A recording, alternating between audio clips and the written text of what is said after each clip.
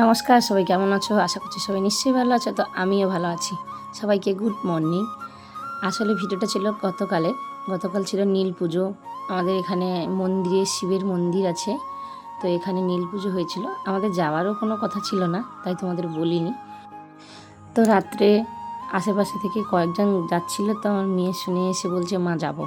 তার জন্য মা আমি তাড়াতাড়ি করে রেডি হয়ে বেরিয়ে পড়লাম। তো তখন কিন্তু বাড়ি থেকে যখন বেরোই তখন কিন্তু 9:30 পৌনে 10টা বাজে, ঠিক আছে। তো আমার একটা স্কুটি আছে, সবাই জানো তোমরা, তো ওটা নিয়ে বেরিয়ে পড়লাম। তো সাজুগুজু করতে একটু সময় চলে গেল, এমনিতে 10 মিনিট নষ্ট হয়ে গেল। যাই হোক, মন্দিরে পৌঁছে গেলাম। এবার দেখো এখানে এসে দেখছি সবাই একটু রাত তো হয়ে গেছে, সবাই যে যার পুজো দিয়ে দিয়েছে। এইবারে এখানে হচ্ছে কি 100 কেজি ময়দা, লুচি, সুজি, তারপরে আলু তরকারি, ছোলা মটর সিদ্ধ, প্রসাদ, চিড়া প্রসাদ, আর কি ছিল, যাই হোক মোটামুটি অনেক রকমের আইটেম ছিল। এখানে 100 কেজি ময়দার লুচি প্রসাদ বিতরণ হয়েছিল। আর এখানে প্রচণ্ড ভিড়ও ছিল, জানো তো, সবাই লাইন দিয়ে প্রসাদ নিচ্ছিল। কথা পরে হবে, আগে বাবার দর্শনটা হয়ে যাক। আমাদের এখানে কয়েকদিন আগে শিবের মেলা হয়েছিল। শিবের মেলা তোমার 16-17 দিন হয়, বেশি দিন নয়। শিব চতুর্দশীর দিন হয়েছিল। আসলে তোমাদের তখন না বড় ভিডিও দিতে পারিনি। আমার ফেসবুক চ্যানেল আছে, ওখানেই ভিডিও ছাড়তে ছাড়তে সময় চলে গেছিলো। যাই হোক, এখন পুরো মাঠ ফাঁকা।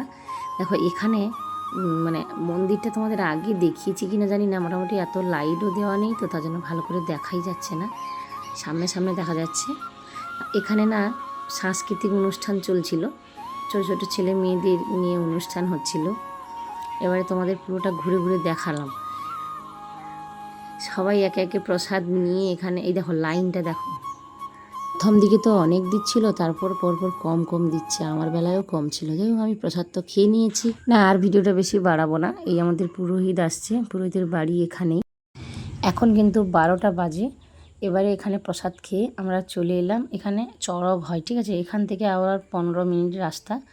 তো প্রথম আমি কিন্তু আসলাম, আসলে চড়কের দিন আসবো তো পনিক ঝাঁপ দেখতে খুব ইচ্ছে করছে। কোনো দিন কিন্তু আমি এত বড় হয়ে গেছি, কোনো দিন দেখিনি পনিক ঝাঁপ। যাই হোক, আমি আসছি যখন সেই দেখেই যাই, পরের দিন আসবো। দেখো শিব দুর্গা বসে আছে, নিচে শিবের মূর্তি খুব সুন্দর হয়েছে। আমি ভাবছি এখানে কোনো পুরনো মন্দির টন্দির আছে না, এখানে ঠাকুর তৈরি করা। এ দেখো সন্ন্যাসীরা এই ঘরটায় আছে, ওরা ভেতরে আছে, দেখা যাচ্ছে এই শুয়ে বসে আছে। এবারে এখানে যাত্রা চলছে।